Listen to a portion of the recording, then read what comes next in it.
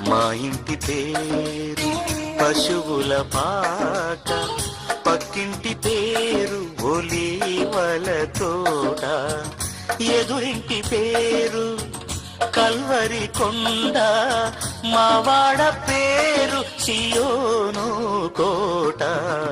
మా ఇంటి పేరు పశువుల పాక, పక్కింటి పేరు ఒలీవల తోట, ఎదురింటి పేరు కల్వరి కొండ, మావాడ పేరు సియోను కోట.